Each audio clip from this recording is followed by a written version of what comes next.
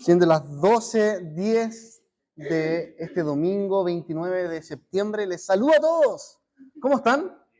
¿Bien? ¿Con ánimo? ¿Están despiertos? Vamos a hacer una pausa activa. No, mentira. Bueno, les saludo. Quiero especialmente agradecerles por sus oraciones, por sus palabras de aliento, por toda la forma en que nos han ayudado como familia estos últimos días, ¿no? Esta última semana. Porque sí, es verdad, han sido días difíciles, agotadores, estresantes. Desde el domingo pasado, que no aparece nuestro auto, nos robaron el auto, ¿no? Acá en la Plaza Waddington. Y muchas preguntas, dudas, cuestionamientos y también investigación, ¿no? ¿Qué pasa? ¿Dónde está? ¿Qué pasó? ¿Por qué ocurrió esto? Pero ¿saben algo? Esto es muy hermoso. Dios nunca permite que las cosas difíciles pasen sin enseñarnos algo, ¿no? Sin moldear nuestros corazones, sin permitirnos conocerlo un poquito más como es Él, ¿no? Admirar su belleza, su carácter hermoso, cuán grande es su poder. Y creo que en parte sí nos hemos sentido con la Rebeca esta semana, un poco, ¿no? Siendo testigos de la fidelidad de Dios, ¿no? Un Dios bueno, fiel, que nunca nos deja a la deriva. ¿Amén? ¿Amén? Bueno, y esto es muy interesante porque cada uno de nosotros pasa por momentos buenos y por momentos malos, ¿no? Cada persona, cada ser humano, cada iglesia en la historia de estos 2000 años de iglesia ha pasado por momentos buenos y momentos malos, ¿no? Y todos nosotros tenemos una historia, ¿no? Un testimonio, un legado en nuestro camino. Y no solo Dios conoce nuestra historia, ¿cierto? Conoce nuestro pasado, nuestro presente y nuestro porvenir, sino también, escucha esto, todos nosotros somos testigos de la vida de cada uno de nosotros. ¿Cómo reacciona a los problemas? ¿Cómo enfrentas las dificultades? ¿Cómo salimos adelante en medio del dolor? Así que hay un testimonio de vida, ¿no? Una gran nube de testigos que nos ve. ¿Hay una fe sincera, real o no? Para la iglesia del primer siglo, que es lo que estamos estudiando acá en esta serie, de alguna manera ocurrió así mismo. Lucas, quien registra la historia de la iglesia primitiva, ¿cierto? En el libro de los Hechos,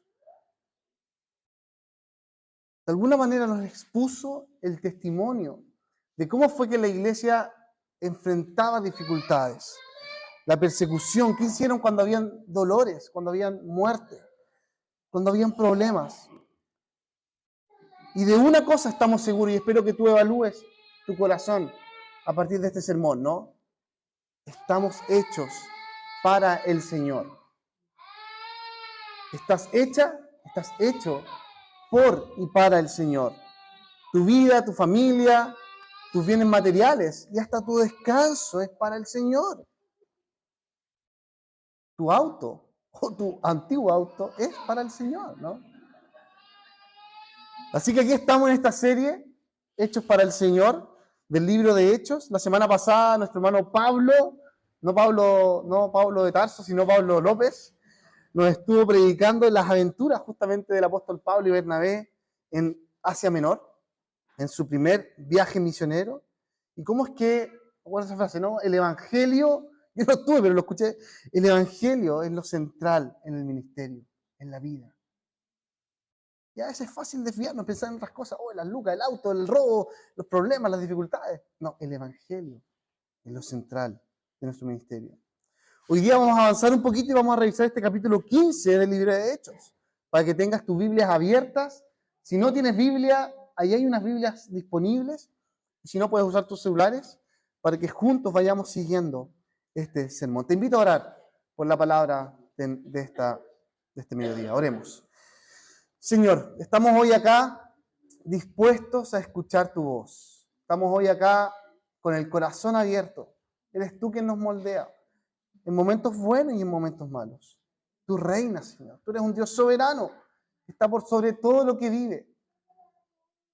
Hemos pasado como país momentos buenos y momentos malos. Hemos pasado como iglesia momentos de victoria y momentos de sentimiento de derrota. Y personalmente, cuando hay enfermedades, cuando hay problemas relacionales, cuando hay robos, hay dificultades. Pero en ti, Señor, estamos seguros. Y que esta palabra pueda ser de ánimo y nos ayude a reflexionar qué es lo prioritario en nuestros corazones. Te lo pido en Cristo Jesús. Amén. Amén. Déjame preguntarte, para comenzar esta predicación, ¿qué tienes que hacer? ¿Qué tienes que hacer? ¿Qué tienes que pensar para realmente llamarte cristiano? ¿Cuándo puedes decir, hoy soy cristiano? ¿Cuál es ese punto de inflexión, si es que realmente hay, para decir, listo, soy cristiano, soy una persona salva, mi vida depende de Cristo? ¿Será acaso que tiene que haber una evidencia para yo definirme como cristiano? ¿Tiene que haber un fruto que refleje una vida cristiana específica? ¿Y qué pasa si es que a lo largo de los años, de repente me estoy dando cuenta que no estoy pensando en Dios, no estoy viviendo para Dios? La verdad que el mensaje del cristianismo es algo añejo, medio empolvado en el baúl de los recuerdos de mi vida. ¿Será entonces que dejé de ser cristiano? Lo que vamos a estar estudiando hoy trata precisamente de esto. Y específicamente, veámoslo como ¿qué es eso? Un choque de trenes. Un aplauso. Es un choque de trenes. Un tren acá, otro tren, chocan, que todos veían que venía, y después de, 16, 18, 20 años, ocurre. Desde el comienzo del libro de Hechos, todos veían, se viene este choque de trenes, y por fin ocurre. El famoso Concilio de Jerusalén, o también conocido como el Sínodo de Jerusalén. Esta primera gran resolución de los líderes de la primera iglesia. Y es interesante porque este relato, si te fijas tú en tu Biblia, en el versículo 1, comienza en una ciudad. ¿Qué ciudad? Antioquía, ¿no? Donde finaliza el capítulo 14. En Antioquía comienza, y al final, en el versículo 35, ¿en qué ciudad termina? En Antioquía, de nuevo. ¿Dónde está su Biblia, hermano? Saque la Biblia, ahí hay Biblia, vamos. ¿Dónde? Versículo 1, 35. Antioquía es la ciudad que engloba este pasaje, ¿no? Fíjate bien. ¿Y dónde está Antioquía? En el norte de Palestina, ¿no? En lo que hoy día se conoce como la frontera entre Turquía y Siria. Pero el gran grueso, muy bien, del relato, ¿dónde está? En Jerusalén, ¿no? En esta capital grande de la religión judía, hebrea, ¿no? De los judíos. Donde todo había comenzado hace 18 años atrás, pero que a raíz de la persecución, de las misiones, los discípulos habían sido dispersados por todo el mundo conocido en ese momento, dispersados por el Espíritu Santo para dar testimonio de Jesús, desde Jerusalén, por toda Judea y Samaria hasta los confines de la tierra. Pero ¿cuáles son los temas que entran en colisión como dos trenes? ¿No? Justamente, ¿cómo es que la religión judía que tiene Jerusalén como su capital se está transformando en una nueva religión, el cristianismo? Siendo ahora otra ciudad, ya no Jerusalén, sino ahora Antioquía, el centro de las misiones hasta los confines de la tierra. ¿Te diste cuenta? ¿Dos religiones o solo una? Esa es la pregunta. Pero junto con esto, finalmente, ¿cuál es la naturaleza de la fe cristiana? O como dijimos hace un rato, ¿qué debo hacer para ser un verdadero seguidor de Jesús? ¿Cuáles son estos dos paradigmas de cristianos que entran en colisión?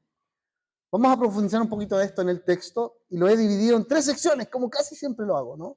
Primero, del versículo 1 al 6, vamos a hablar de la controversia misma. ¿Qué necesitamos para ser salvos? Versículo 1 al 6. Segundo, del 7 al 21, mira ahí tu Biblia, vamos a ver que existe una sola posición. El Evangelio se recibe solo por gracia para ser salvos. Eso es lo segundo, del 7 al 21. Y lo tercero, del 22 al 35, veremos la resolución que transforma vidas. Una carta enviada por hombres llenos del Espíritu Santo para bendecir el mundo entero. Vamos con lo primero entonces. ¿Qué necesitamos para ser salvos? Los primeros 6 versículos de Hechos 15 nos presentan esta tensión que venía en ebullición, así como la cafetera, como un hervidor. y que se aproximan estos dos trenes que van a chocar. El versículo 1 nos habla que habían algunos cristianos que venían desde Judea, es decir, desde Jerusalén, a sus alrededores, a enseñar a Antioquía y que alertaban de una necesidad. ¿Cuál era esa? Que aquellos que creían en el Evangelio, para llegar a ser verdaderamente cristianos, para ser salvos de verdad, debían circuncidarse, ¿no? Según la tradición de Moisés. Es decir, según la religión judía. ¿Lo viste en tu Biblia? La evidencia de que alguien iba a ser librado de la condenación del pecado, finalmente de la muerte eterna, era precisamente que debía ser incluido en la religión hebrea, en la tradición judía de la circuncisión.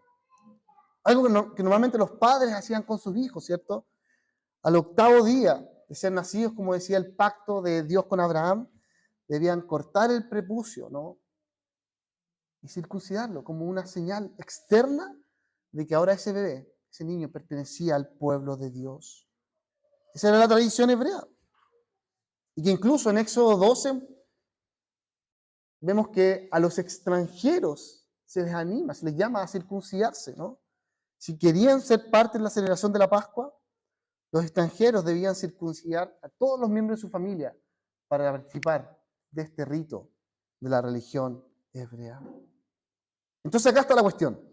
El Evangelio de Jesús, estas buenas noticias de Jesús, que ha venido a perdonar, a restaurar, a salvar a quienes creen en Él, ¿es algo propio de los judíos que se somete a las tradiciones hebreas? ¿O es bien algo que sobrepasa la propia religión de Jesús y de sus discípulos? ¿Se entiende el choque de trenes? Hay dos cosmovisiones, dos paradigmas en choque. Ya Pedro, hace unos años atrás, en el capítulo 10 y 11 de Hechos, lo había experimentado cuando llevaba el Evangelio a Cornelio, ¿no? Quien era un militar romano. Y Pedro decía, pero ¿cómo? No entiendo. El Señor mismo le había hablado por medio de una visión que no debía poner su mentalidad religiosa sobre lo que Dios quiere y hace. Lo que Dios ha purificado, tú no lo llames impuro, le dijo Dios a Pedro en ese tiempo. Un poquito más adelante lo vamos a seguir hablando de esto, ¿no? Dos paradigmas que estaban chocando en los hermanos de Antioquía. Y en realidad quería definir el devenir de la misión en el mundo entero. Y por eso Pablo y Bernabé reaccionan en el versículo 2, ¿lo viste? Porque de cierta manera en su primer viaje misionero habían visto moverse el Espíritu Santo de tal manera que abría los corazones y la mente de los no judíos, de aquellos que no seguían las corrientes hebreas y ni siquiera algunos estaban interesados en acercarse a ellas, pero habían sido creyentes en Jesús, habían sido llenos del Espíritu Santo. Y la gran pregunta es entonces, ¿qué necesita la inmensa cantidad de personas en todo el mundo que no conocen, que no entienden, que no comparten la religión judía para poder llegar a ser salvos? ¿Qué necesitamos nosotros hoy día para definirnos como cristianos? Desde el punto de vista de Pablo y Bernabé, simplemente necesitan creer y confiar en Jesús como el único Dios, Señor y Salvador de su vida. Y dejar que el Espíritu Santo obre en la mente y los corazones de aquellos a quienes Dios ha purificado. Así que en esta tensión, la iglesia en Antioquía dijo, no, esto no lo podemos resolver acá, necesitamos llevarlo a las altas esferas de los líderes de la iglesia, ¿no? Así que enviaron a Pablo y Bernabé junto a un grupo de cristianos, entre ellos probablemente Tito, como dice Gálatas 2, los enviaron a Jerusalén para exponer la situación a los apóstoles, a los ancianos de la iglesia, y llegar a una conclusión. Ahora bien, yo me imagino que esta convocatoria debe haber sido muy polémica, ¿no? Primero en secreto, porque estaban siendo perseguidos. Nadie podía saber que se iban a juntar todos los líderes, porque si no, nos mataban a todos. Llegaron a Jerusalén después de un largo viaje, donde pasaron por Samaria y hablaron de lo que Dios era, lo que había hecho. Y como dice el versículo 4, comenzaron a dar testimonio Pablo y Bernabé de lo que Dios estaba haciendo en su ministerio. Y aquí está el choque de trenes, versículo 5. Aquellos creyentes en Jesús que provenían de la corriente farisea del judaísmo, tal como mismo Pablo había sido, volvieron a repetir lo mismo. Es necesario circuncidar a los no judíos y exigirles que obedezcan la ley de Moisés. ¿Qué tren va a salir victorioso? ¿Cuál posición es la que mejor calza con la enseñanza de Jesús? ¿Acaso predicar a Cristo y unir a los creyentes al judaísmo? ¿O bien predicar a Cristo? Y como dice Gálatas 2, que los creyentes disfruten de la libertad que hay en Cristo Jesús. Vivir libre de las ataduras de la religión hebrea. Yo no sé si ustedes se han dado cuenta, no sé si lo has visto en tu propia vida, pero existen muchas corrientes de iglesias vinculadas, ¿sí?, que se llaman cristianas, ¿no? Y muchas de ellas tienden a acercarse a algunas tradiciones judaicas. Tienden a ser judaizantes en su manera de vivir, ¿cierto? Y quieren agregar cosas a la fe. Incluso muchos hablan de poner reglas, de la cantidad de elegidos, de tradiciones en cuanto a cómo vestir, qué hablar, qué cantar. Incluso muchos cumplen ritos específicos y ponen cosas raras para definir si somos o no somos cristianos. Mira la Biblia, versículo 6. Hay una respuesta a cómo resolver esta tensión. ¿Qué pasa si en mi iglesia yo me pongo a decir, no, tienen que circuncidarse? No. ¿Cómo se resuelve eso? Versículo 6. Los apóstoles, que eran aquellos que impregnaban la enseñanza de Jesús, que habían sido llenos del Espíritu Santo, se reúnen con los ancianos líderes de la iglesia, en donde estaba Santiago, ¿cierto?, el hermano de Jesús. Se reunieron a examinar, analizar y reflexionar en torno a este asunto, en torno a esta controversia. Escucha esto, hermano. Se reúnen a reflexionar, a orar. Si yo te llamo a ti, jamás dejes de reflexionar. Primeramente, basado en la enseñanza apostólica, que es lo que los apóstoles estaban enseñando de Jesús. Y en segundo lugar, junto a los líderes de la iglesia que Dios ha levantado, para entender si estamos predicando el evangelio correcto, puro o no. O si estamos confundiendo el mensaje simple del evangelio con otras cosas, ¿no? Con otras maneras de vivir, con otras tradiciones. Se reúnen para orar, reflexionar y finalmente tomar una decisión, como lo hicieron los apóstoles acá en Jerusalén. Vamos ahora entonces al segundo punto, el concilio mismo de Jerusalén, versículos 7 al 21. Básicamente nos muestra una sola posición frente a esta controversia. El evangelio se recibe solo por gracia para ser salvos. Aquí vemos tres actores que toman la palabra en este primer sínodo de la iglesia. Primero lo hace Pedro, Simón, o Cefas, como le llamaba Pablo también. Luego, en el versículo 12, viene el testimonio y la posición de Pablo y Bernabé. Y por último, en el versículo 13, toma la palabra el anciano Santiago, hermano de sangre de Jesús, que estuvimos leyendo su carta hace un par de semanas atrás. Y Santiago termina aunando la posición de los líderes de la iglesia. Pedro comienza en el versículo 7 recordando cómo fue su experiencia de evangelizar a Cornelio y su familia, ¿cierto? Y remarca lo siguiente: Dios es quien lo escogió para predicarle a los gentiles. Y que es Dios mismo quien, conociendo el corazón de toda la humanidad, incluyó a los gentiles en la familia suya, en su familia, derramando sobre ellos su espíritu, sin hacer distinción, sin separar entre judíos y gentiles, sino todos son un solo pueblo. Y Pedro termina diciendo, Dios purificó los corazones por fe.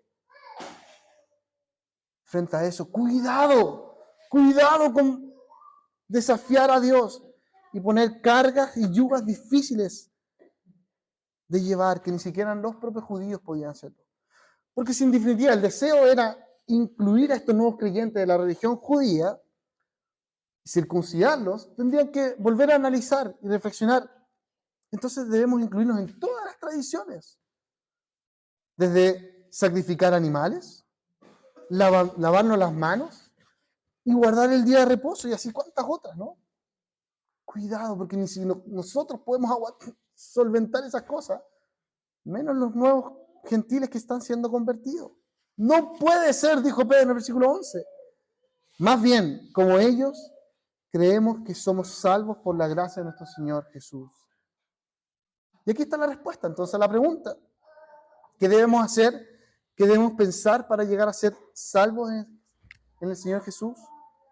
Creer que la salvación es un regalo de Dios, que no lo merecíamos, que muchas veces no lo entendemos, pero que nos hace las personas más dichosas, más felices, más plenas de la tierra, porque es un regalo por gracia.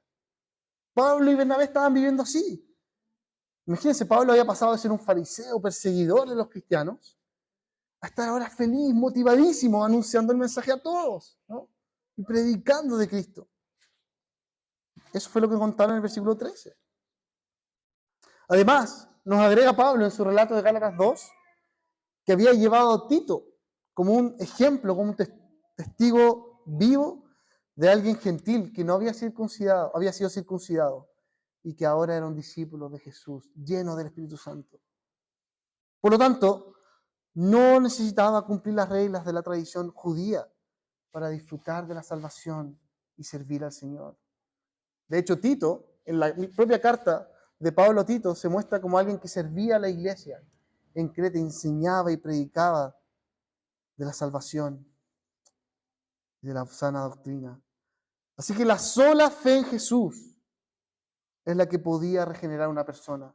Una persona como a Tito, como Cornelio, como Pablo, como Bernabé, como tú y como yo. ¿Pero será acaso que la sola fe es suficiente?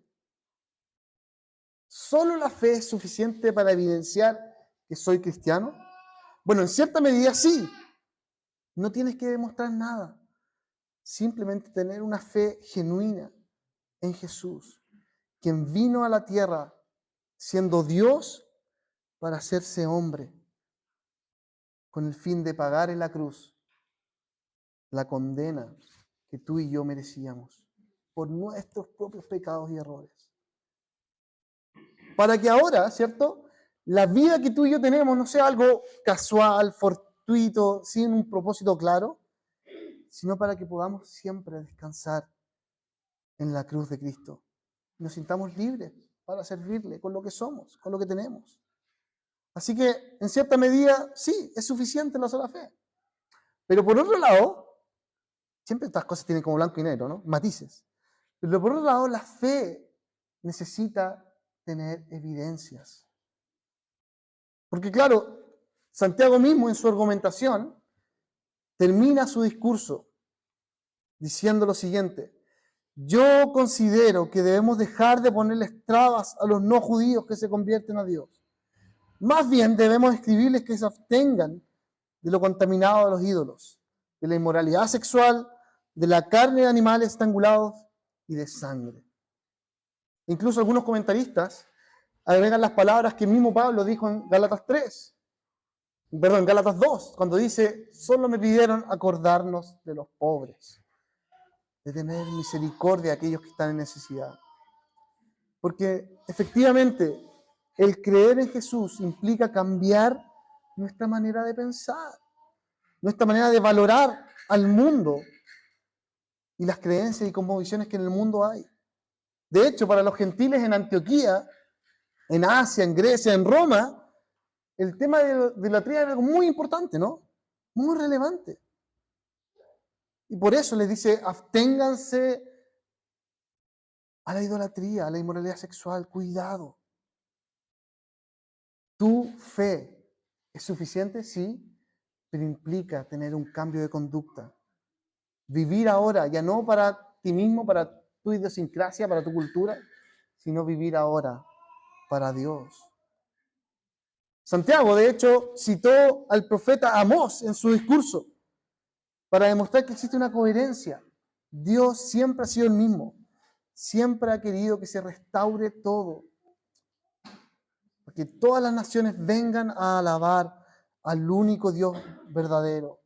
El Salmo 67 lo canta, ¿no? Y dice: para que en la tierra sea conocido tu camino, Señor, y todas las naciones tu salvación. Que te alaben los pueblos, que toda la tierra bendiga tu santo nombre. Hermanos, tenemos un deber, que es vivir ahora para Dios. Dejar de vivir para nuestras lógicas, para nuestras mañas, ¿no? Para nuestras inmoralidades sexuales, y vivir ahora para Dios. Déjame preguntarte entonces, escucha esto, si tú te consideras cristiano, si te consideras una persona que ha creído en el Evangelio de Jesús, escucha esto, cuán deseoso, cuán disponible estás para cambiar tu manera de pensar a la luz de la palabra de Dios. Si tu corazón fue humilde a reconocer, Señor, acepto que tú eres mi Señor y Salvador, que tú moriste por mí. Vas a ser humilde entonces de agachar el moño y decir, Señor, quiero vivir tal como tú quieres que viva. Quiero vivir conociendo tus caminos. Quiero vivir conociendo tu palabra. Y ahora viene el tercer y último punto, ¿no? De este pasaje, que va a ser un poquito más breve, que nos habla de esta resolución que transforma las vidas.